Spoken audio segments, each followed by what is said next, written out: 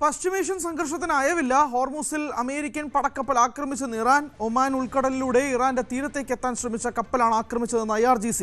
എന്നാൽ US central command ഇത് നിഷേധിച്ചു.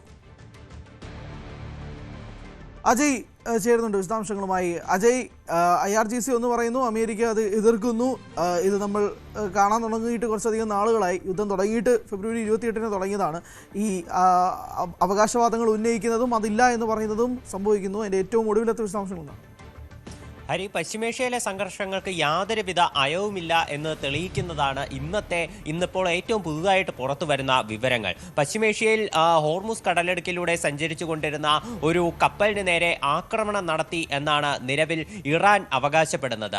അത് അമേരിക്കൻ പടക്കപ്പലായിരുന്നു. ഈ പടക്കപ്പൽ ഒമാൻ ഉൾക്കടൽ വഴി ഇറാന്റെ തീരത്തേക്ക് അടുക്കാൻ ശ്രമിച്ചപ്പോഴാണ് തങ്ങൾ ആക്രമണം നടത്തിയതെന്നാണ് ഇറാന്റെ സൈനിക വക്താക്കൾ അവകാശപ്പെടുന്നത്. IRGCയുടെ നേതൃത്വത്തിലായിരുന്നു ഈ ആക്രമണം. കപ്പലിന്റെ കമാൻഡ് ആൻഡ് കൺട്രോൾ സെന്റർ തകർത്തതായിട്ടും ഇവർ നിലവിൽ അവകാശപ്പെടുന്നുണ്ട്. കഴിഞ്ഞ ദിവസം ഇറാന്റെ ചില എണ്ണക്കപ്പലുകൾക്ക് നേരെ അമേരിക്ക ആക്രമണം നടത്തിയിരുന്നു. ഈ ആക്രമണങ്ങൾക്ക് പ്രത്യാക്രമണമായിട്ടാണ് നിലവിൽ US-ന്റെ പടക്കപ്പൽ ആക്രമിച്ചതെന്നാണ് ഇറാൻ പറയുന്നത്. അതുപോലെ തന്നെ ഇറാന്റെ സമീപത്തുള്ള ഖേഷം ദ്വീപിലും അമേരിക്ക ശക്തമായിട്ടുള്ള ആക്രമണങ്ങൾ നടത്തി. ഏതാണ്ട് 5ഓളം ഇറാനിയൻ ഡ്രോണുകൾ തകർത്തു. നിരവധി ഇറാനിയൻ മിസൈലുകളും തകർക്കുന്ന ഒരു സ്ഥിതിയുണ്ടായി. അപ്പോൾ കഴിഞ്ഞ ദിവസം നിലനിന്നിരുന്ന സംഘർഷ സാധ്യതകൾക്ക് ഒരു മറുപടി കൊടുക്കുകയായിരുന്നു ഈ ആക്രമണത്തിലൂടെ തങ്ങളുടെ ഉദ്ദേശമെന്നാണ് IRGC അവകാശപ്പെടുന്നത്. പക്ഷേ US-ന്റെ സെൻട്രൽ കമാൻഡാണ് ഈ മേഖലയിലുള്ള സുരക്ഷാ കാര്യങ്ങൾ നിലവിൽ നിയന്ത്രിക്കുന്നത്. അവർ പറയുന്നത് ഹോർമുസ് കടലിടുക്കിൽ ഇത്തരത്തിൽ ഒരു ആക്രമണം നടന്നിട്ടില്ല.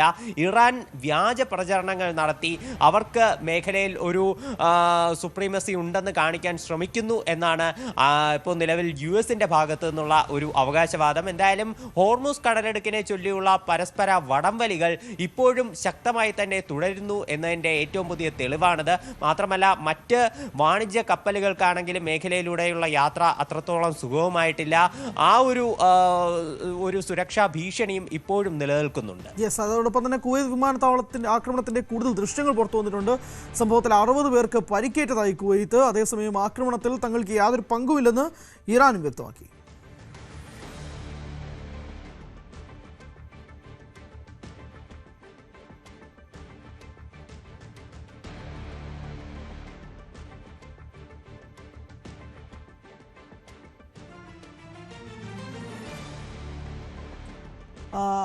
അജയ്, കുവൈത്ത് വിമാനത്താവളത്തിന്റെ ആക്രമണത്തിന്റെ ദൃശ്യങ്ങളാണ്. ഏകദേശം 63ഓളം പേർക്ക് പരിക്കേറ്റു എന്നാണ് മനസ്സിലാക്കുന്നത്. 2 കാര്യങ്ങളാണ്. ഒന്ന്, ഇത് ഇറാൻ നിഷേധിക്കുന്നുണ്ട്. 2, ഇറാൻ തന്നെ പറയുന്നത്, IRGC പറയുന്നത് ഇത് US-ന്റെ പ്രതിരോധ മിസൈലാണ് എന്നതാണ്. അതിനെപ്പറ്റിയൊരു വ്യക്തമായ സ്ഥിരീകരണം എത്തിയിട്ടുണ്ടോ?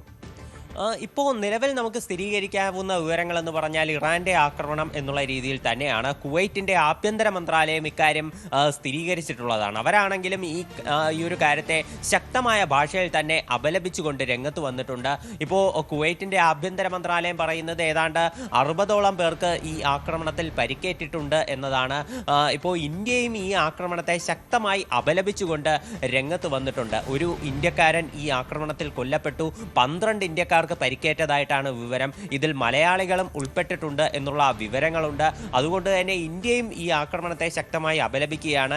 ഇറാന്റെ പേരെടുത്ത് വിമർശിച്ചിട്ടില്ലെങ്കിലും മേഖലയിൽ നിലനിൽക്കുന്ന സംഘർഷ സാധ്യതകളിൽ ജനവാസ മേഖലകളും അതുപോലെ തന്നെ സാധാരണക്കാരെയും ലക്ഷ്യം വയ്ക്കുന്ന ഇത്തരം ആക്രമണങ്ങൾ അവസാനിപ്പിക്കണം. ഇത് ഒരിക്കലും ന്യായീകരിക്കാൻ സാധിക്കില്ല എന്ന് ഇന്ത്യയുടെ വിദേശകാര്യ മന്ത്രാലയം അറിയിച്ചിട്ടുണ്ട്. അതുപോലെ മേഖലയിലുള്ള തദ്ദേശീയ ഭരണ നിർവഹണ മേഖലകളുമായിട്ട് നിരന്തരം ബന്ധം പുലർത്തിക്കൊണ്ടിരിക്കുകയാണ്. ഇന്ത്യക്കാരുടെ സുരക്ഷയെ സംബന്ധിച്ചുള്ള ആശങ്കകൾ കുവൈറ്റുമായി പങ്കുവച്ചിട്ടുണ്ടെന്നെല്ലാം ഈ വിദേശകാര്യ മന്ത്രാലയം പുറത്തിറക്കിയ പ്രസ്താവനയിൽ പറയുന്നു. ഇറാന്റെ ആക്രമണത്തിനെതിരെ GCC രാജ്യങ്ങളും ഒന്നിച്ചു വരുന്ന ഒരു കാര്യമാണ് നമുക്കിവിടെ കാണാനാകുന്നത്. സംയുക്തമായി ഇറാനെതിരെ ഒരു പ്രസ്താവനയും അവർ പുറത്തിറക്കിയിട്ടുണ്ട്.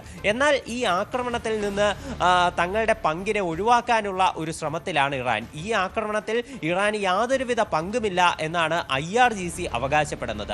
IRGC പറയുന്നത് അമേരിക്കയുടെ മിസൈൽ ഡിഫൻസ് സിസ്റ്റമായിട്ടുള്ള പേട്രിയറ്റ് സംവിധാനത്തിന് വന്നിട്ടുള്ള തകരാർ കാരണമാണ് ഈ ആക്രമണം ഉണ്ടായതെന്നാണ് അവരുടെ അവകാശവാദം. അല്ലാതെ ഇറാന്റെ യാതൊരുവിധ മിസൈലുകളും പതിച്ചിട്ടില്ല എന്ന് IRGC പറയുന്നു. അതുപോലെ ഇറാന്റെ വിദേശകാര്യ വക്താവായിട്ടുള്ള അബ്ബാസ് അരക്ചി പറയുന്നത് ഗൾഫ് മേഖലയിൽ തങ്ങൾ യാതൊരുവിധ ആക്രമണത്തിന് മുതിർന്നിട്ടില്ല, അമേരിക്കയുടെ ആക്രമണങ്ങളെ പ്രതിരോധിക്കുക മാത്രമാണ് ഇറാൻ ചെയ്തിട്ടുള്ളത്, അത് ഇനിയും അങ്ങോട്ട് തുടരും എന്നാണ് അബ്ബാസ് അരക്ചി പറയുന്നത്. ഇപ്പോൾ എന്തായാലും ഇറാൻ നിലവിൽ ഇതിൽ നിന്ന് കൈയൊഴിഞ്ഞിട്ടുണ്ട്.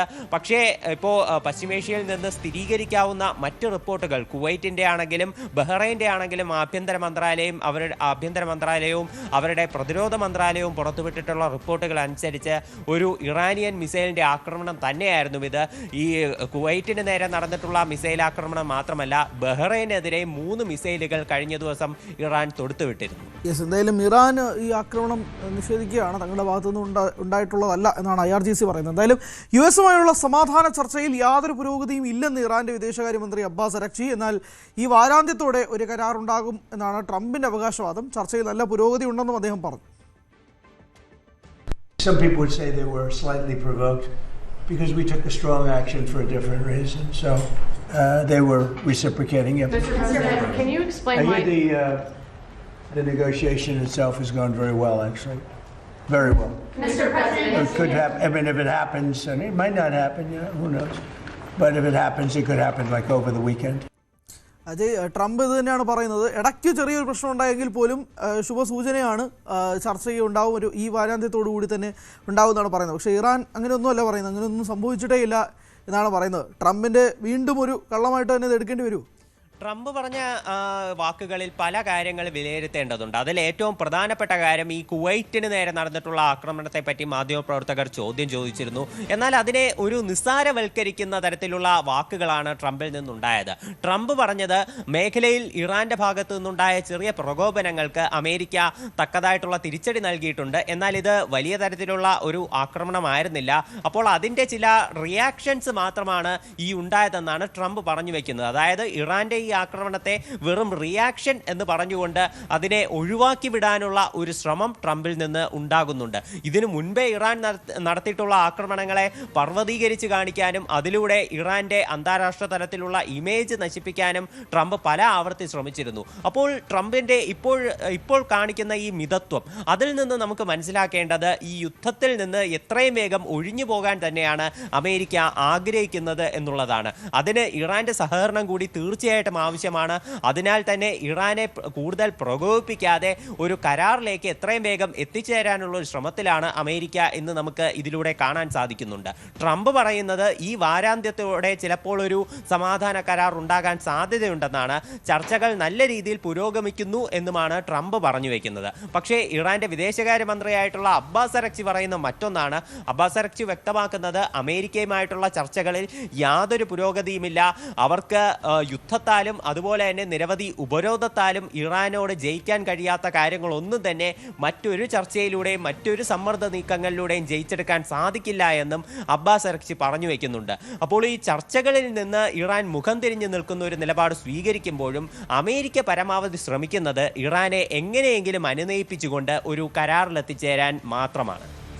ഇതിനിടെ യുദ്ധത്തിനെതിരെ അമേരിക്കൻ ജനപ്രതിനിധി സഭ പ്രമേയം പാസാക്കി. ഇറാനെതിരായ യുദ്ധ നടപടികൾക്ക് നിയന്ത്രണം ആവശ്യപ്പെട്ട വാർ പവേഴ്സ് റെസൊല്യൂഷൻ പ്രമേയമാണ് പാസാക്കിയത്. ഇനി സെനറ്റിലും ബില്ല് പാസ്സായാൽ ട്രംപിന് അത് വൻ രാഷ്ട്രീയ തിരിച്ചടിയായി മാറും. അജയ്, അതിലകത്ത് ഒരു ഇതുണ്ടല്ലോ, 208 പ്രമേയത്തിൽ 208 നിന്ന് 215 ഇതാണ് എന്ന് മനസ്സിലാകുന്നു. അതിൽ 4 റിപ്പബ്ലിക്കൻസും കൂടി ചേരുന്നുണ്ട്. സെനറ്റിലേക്ക് പോകുമ്പോഴേക്കും അത് കഴിഞ്ഞിട്ടൊരു നടപടിയും കൂടിയുണ്ട്. അത് കഴിഞ്ഞാൽ ട്രംപിനൊരു തിരിച്ചടിയാവുമെങ്കിൽ